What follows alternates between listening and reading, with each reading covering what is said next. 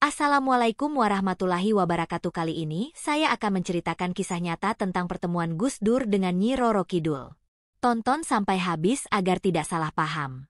Malam itu, Pantai Parangtritis yang terkenal dengan mistisnya seolah berbicara dalam bahasa yang hanya bisa dimengerti oleh mereka yang sudah merasakannya. Di tepi pantai, angin berhembus pelan, membawa aroma laut yang khas. Dengan langkah pelan dan tenang, Gus Dur, seorang tokoh yang selalu dikenal dengan kebijaksanaan serta cara pandangnya yang unik, mendekati pasir yang lembut. Tidak ada pengawal, tidak ada keramaian. Hanya dirinya sendiri yang berada di tengah keheningan alam. Ia merasa bahwa malam itu adalah malam yang spesial.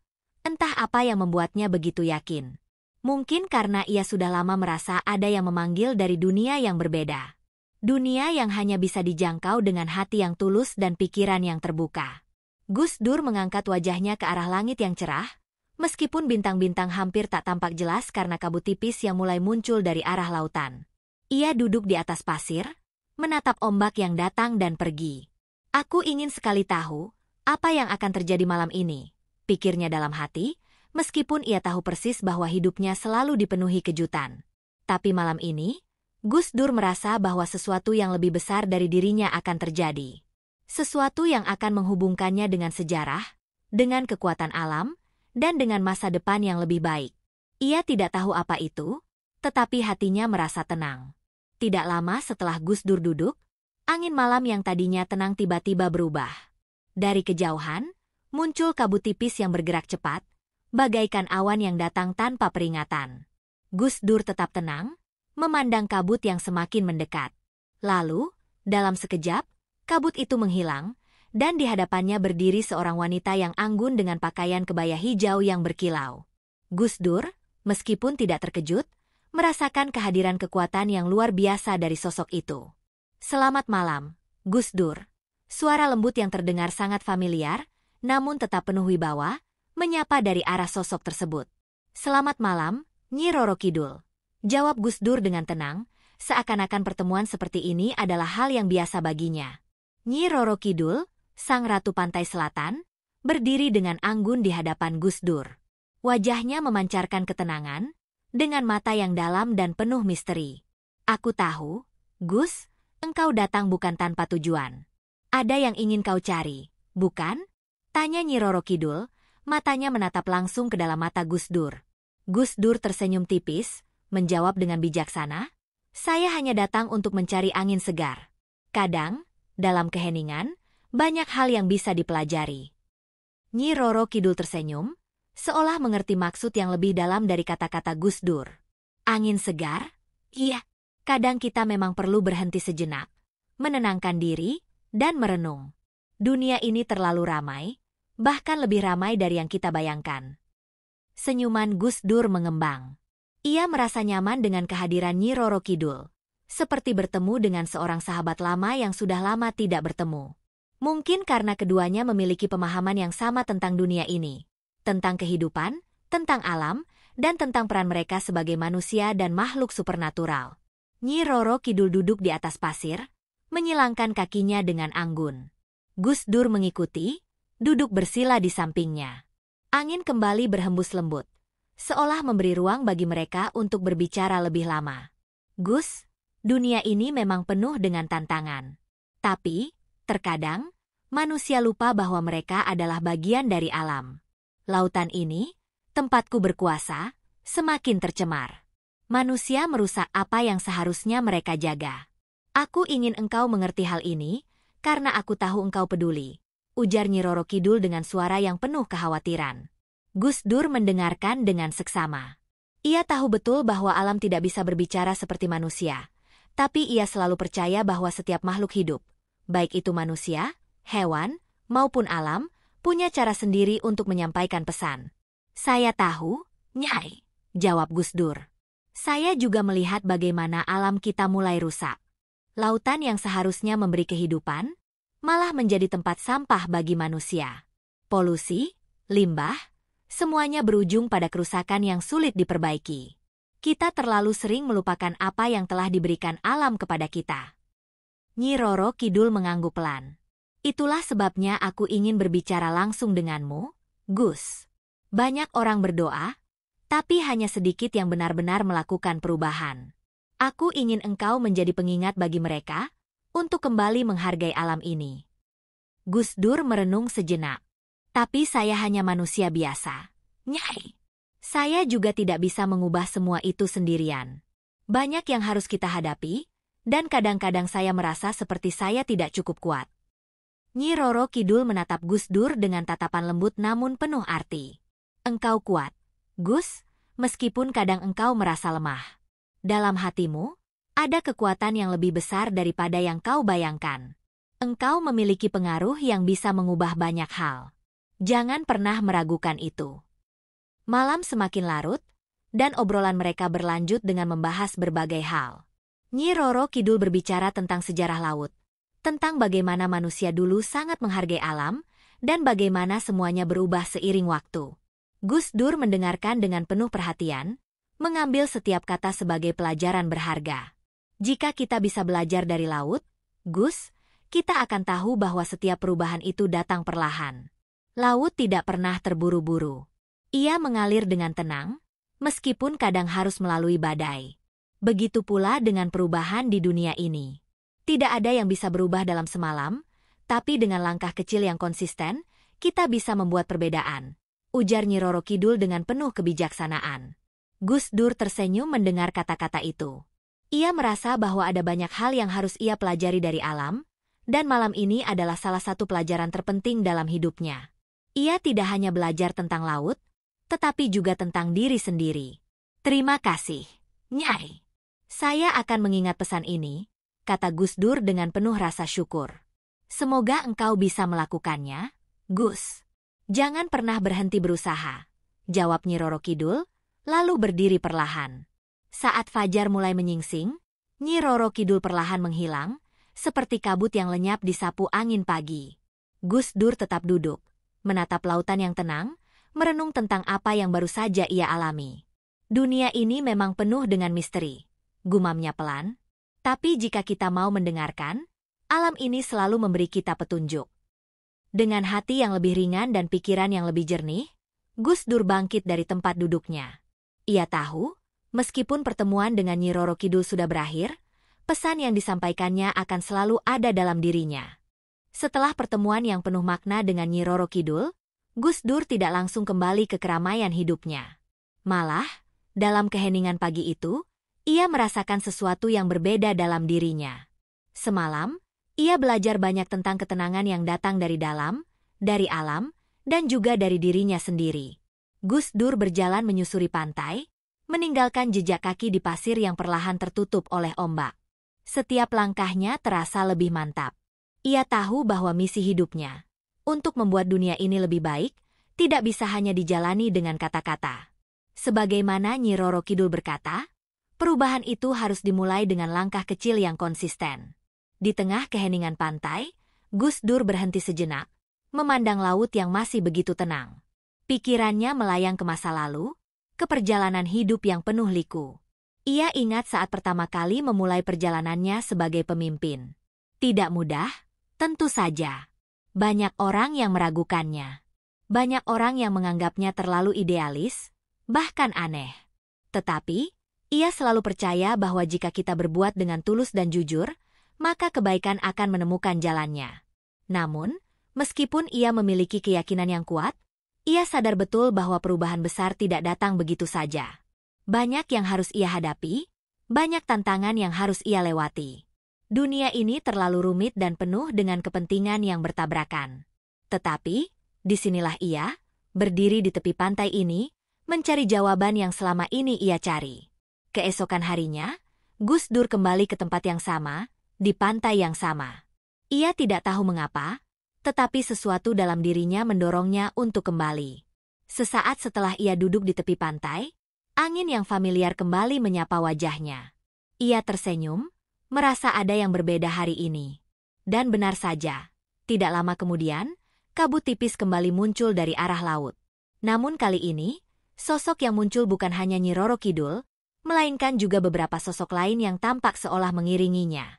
Ada seorang pria berpakaian putih dengan rambut panjang, seorang wanita yang mengenakan kain merah, dan juga seorang lelaki tua yang tampak bijaksana. Semua mereka memancarkan aura yang kuat, namun tidak menakutkan. Gus Dur tersenyum. Sepertinya saya bukan satu-satunya yang tertarik datang ke sini, katanya dengan nada ringan, meskipun hatinya dipenuhi rasa ingin tahu. Nyi Roro Kidul tersenyum dan melangkah maju. Gus, ini adalah pertemuan kedua kita. Aku ingin memperkenalkanmu pada mereka yang datang bersamaku. Ia menunjuk ke pria berpakaian putih. Ini adalah Jaka Tarub, seorang pahlawan legendaris yang bijak. Dan di sebelahnya, ada Dewi Sri, Dewi Padi yang memberi kehidupan pada bumi. Sementara lelaki tua di sana adalah Batara Guru, yang menjadi pemimpin para dewa. Gus Dur menatap mereka satu persatu dengan penuh rasa hormat. Saya merasa kecil di hadapan kalian, ujarnya, mengangkat tangannya seakan memberikan penghormatan. Jaka Tarub tersenyum dan berkata, kita semua pernah merasakan apa yang kamu rasakan, Gus. Kecil di tengah alam yang luas. Namun, seperti Nyi Roro Kidul katakan, perubahan besar dimulai dari langkah kecil. Batara Guru, yang selama ini lebih banyak diam, akhirnya berbicara dengan suara berat namun penuh kedalaman. Manusia seringkali merasa terpisah dari alam, tetapi mereka lupa bahwa mereka adalah bagian darinya. Tanpa keselarasan dengan alam, mereka tidak bisa hidup dengan benar. Inilah yang perlu kita jaga bersama. Dewi Sri menambahkan, keselarasan antara manusia dan alam adalah kunci kehidupan yang berkelanjutan. Jika manusia terus-menerus merusak alam, maka mereka akan merusak kehidupan mereka sendiri. Gus Dur mendengarkan dengan seksama. Setiap kata yang mereka ucapkan terasa begitu dalam. Ia mulai menyadari bahwa pertemuannya dengan Nyi Roro Kidul bukanlah kebetulan. Ini adalah pesan dari alam, dari para leluhur, untuk mengingatkan manusia akan peran mereka di dunia ini. Percakapan berlanjut dengan topik yang semakin dalam. Jaka Tarub bercerita tentang bagaimana dulu ia berjuang untuk melindungi tanah airnya, dan bagaimana pengorbanan itu membawa kesejahteraan bagi banyak orang. Terkadang, pemimpin harus memilih jalan yang tidak mudah. Tapi jika itu untuk kebaikan bersama, maka itulah yang harus dilakukan, ujarnya dengan penuh keyakinan. Dewi Sri menambahkan, Jaka benar. Pemimpin adalah mereka yang mampu membawa rakyatnya menuju kebaikan, bukan hanya untuk kepentingan pribadi atau kelompoknya. Padi yang kita hasilkan, air yang mengalir, semuanya adalah berkah yang harus dijaga. Tanpa mereka, manusia akan kelaparan. Gus Dur menundukkan kepala, merenung dalam-dalam. Tapi bagaimana jika manusia sudah terlalu jauh? Bagaimana jika mereka sudah tidak peduli lagi terhadap alam? Tanyanya, merasa bimbang. Batara Guru memandangnya dengan tatapan yang dalam. Tidak ada yang tidak mungkin, Gus. Setiap individu memiliki kekuatan untuk berubah. Tapi perubahan itu dimulai dari dalam diri. Jika kamu bisa mengubah hatimu, maka kamu bisa mengubah dunia. Gus Dur merasa seolah-olah sebuah beban berat dilepaskan dari pundaknya. Kata-kata Batara Guru terasa seperti angin segar yang memberinya harapan. Ia tahu bahwa meskipun dunia penuh dengan tantangan, ia tidak sendirian. Ada kekuatan alam yang selalu mendukungnya, jika ia mau mendengarkan dan bertindak dengan bijaksana. Setelah pertemuan itu, Gus Dur merasa seperti mendapatkan pencerahan. Ia kembali ke Jakarta dengan semangat baru, dengan keyakinan yang lebih kuat bahwa perubahan itu mungkin, jika dimulai dari langkah kecil yang bijak. Ia mulai berbicara lebih keras tentang pentingnya menjaga alam, tentang pentingnya pendidikan dan kesadaran lingkungan. Pada suatu kesempatan, Gus Dur berkata dalam sebuah pidatonya, kita semua memiliki peran dalam menjaga dunia ini. Jangan sampai kita menjadi penyebab kerusakan.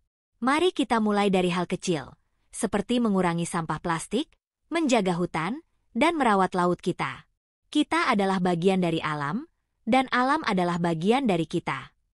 Kata-kata itu, meskipun sederhana, menggugah banyak orang. Perlahan, tetapi pasti, lebih banyak orang yang mulai peduli dengan lingkungan. Mereka mulai berusaha menjaga alam, tidak hanya karena takut akan hukuman, tetapi karena mereka mulai menyadari bahwa menjaga alam berarti menjaga masa depan mereka sendiri. Di tepi pantai Parangtritis, Gus Dur kembali duduk, kali ini sendirian. Namun, hatinya tidak lagi kosong. Ia tahu bahwa meskipun ia hanya seorang manusia biasa, Langkah-langkah kecil yang ia ambil bersama orang-orang lain dapat membawa perubahan besar. Dan suatu malam, saat angin pantai kembali berhembus, Gus Dur tersenyum. Meskipun Nyi Roro Kidul dan para dewa tidak lagi berada di sana, ia merasa kehadiran mereka selalu ada. Dalam setiap langkahnya, dalam setiap keputusan yang ia ambil, ia tahu bahwa alam selalu mengingatkannya untuk bertindak dengan bijaksana. Gus Dur kembali ke Jakarta dengan perasaan yang lebih ringan, tetapi juga dengan rasa tanggung jawab yang lebih besar.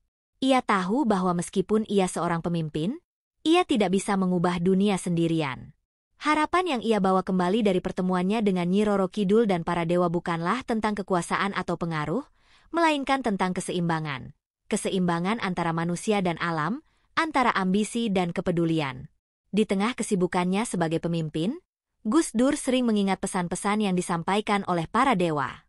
Dewi Sri yang berbicara tentang pentingnya menjaga bumi, Batara Guru yang mengingatkan bahwa perubahan dimulai dari diri sendiri, dan Jakatarub yang menunjukkan bahwa keberanian dalam memilih jalan yang benar akan membawa berkah bagi banyak orang. Gus Dur tahu, dalam menjalankan tugasnya, ia harus lebih dari sekadar pemimpin negara. Ia harus menjadi seorang pengingat bagi rakyatnya.